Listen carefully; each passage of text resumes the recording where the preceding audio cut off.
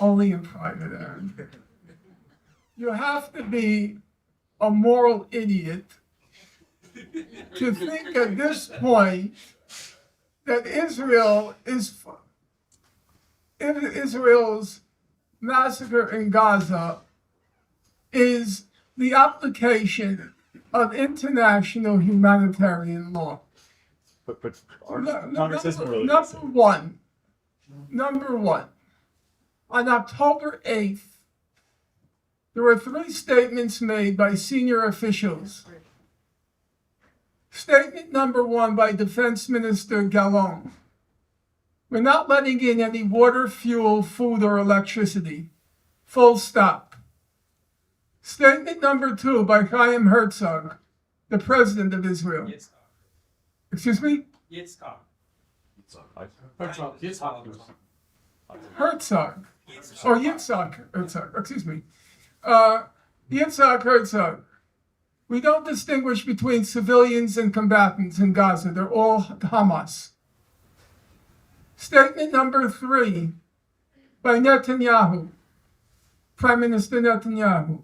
This is going to be a very long war, much longer than ever before. The longest recent war, I won't go back to 1982, the longest recent massacre, was in July-August 2014. It lasted 51 days.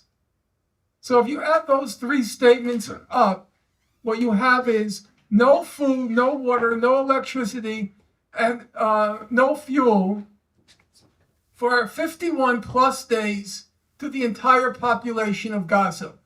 Now, that was stated on October 8th. That is a murder plan. That is a genocide plan. And if you don't want to hear the word genocide, well, guess what? Too bad. Because that's what it is. It's a genocidal plan. And ever since that day, everything Israel has done has been in accordance with that genocidal plan. Israel has systematically targeted hospitals, systematically targeted ambulances, has systematically leveled the entire infrastructure of Gaza. And you still can't make up your mind whether or not what's happening in Gaza is in accordance with international humanitarian law. You're a moron. You are a moron. A moral idiot. Now, Comrade Lenin liked the expression a moral cretin, but no, you're a moral idiot. But then we have to acknowledge that international humanitarian law is in large parts completely lunatic itself. So let's take one example. There is this ridiculous, okay, I won't call it ridiculous. I don't want to prejudge my argument. There are 3 central principles of international humanitarian law, what's called the laws of war. One is called the principle of distinction. Everybody knows it. You can't target civilians. You can't target civilian sites like hospitals, schools, and so forth. You could only target combatants and military sites. A tank brigade, whatever. Okay? Everybody knows that principle. Then there is a second principle. It's a principle of discrimination. You can't use weapons or methods of warfare which are unable to distinguish between civilians and combatants. For example, poison gas. The poison gas, once it spreads, it can't distinguish between civilians and combatants, so it's called an indiscriminate weapon, and it's illegal according to those basic principles of the laws of war. And then there's this third concept. It's called the concept of proportionality. And the concept of proportionality is very simple. So let's say Colin Robinson is sitting in the first row. He is a senior member of Hamas. Okay? And he has been responsible for 1 terrorist bombing after another.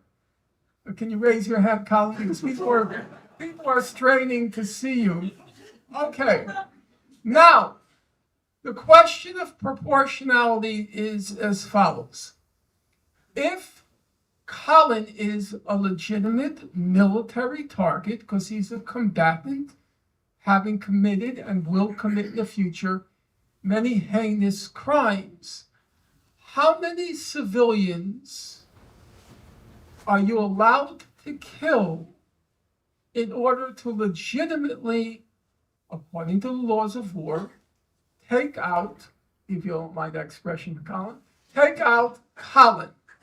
So that's called proportionality, that the number of civilians killed must be proportional to the value of the military target. Colin being a high value target because he's a high level officer in Hamas. He's committed crimes. He will commit more crimes. And then the question is, no, it's a very serious question. I'm not making this up at all. Can you use a weapon to take out Colin, which will kill everybody in the room? That's not a joke. That's what proportionality means. In order to eliminate Colin, can you kill everybody in the room? Look around you. Can you all be killed? Is he a legitimate target? And often, when I discuss this with students, and I take the case of killing everybody in my class, obviously they get very queasy about this notion of proportionality. So it's a very nebulous, it's basically an utterly ridiculous, useless concept, because how can you possibly measure things like that? The value of the military target versus the number of people who can legitimately be killed. So it's already a ridiculous concept. But then you reach that point of moral insanity. So, Gaza is one of the most densely populated places on God's earth.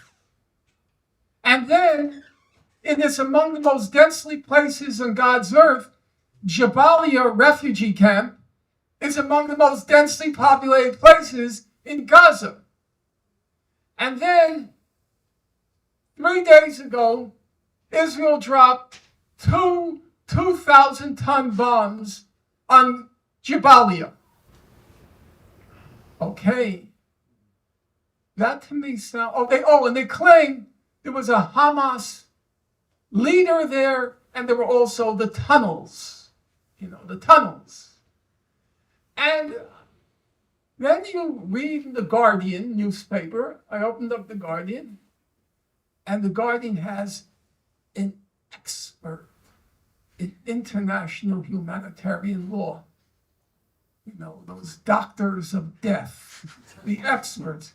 And she says, it's a very tough question whether it was okay. It's a very tough balancing act, this proportionality.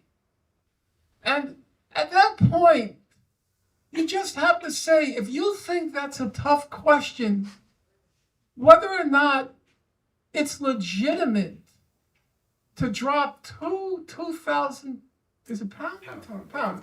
Two 2,000-pound bombs on a crowded refugee camp in which half the people killed are children, then either the law is insane or you're insane. But I really don't want to enter into that universe. I don't even want to go there. If you can't see the utter insanity of a statement like that it's a tough balancing question. Thank you. And you see it so far in the official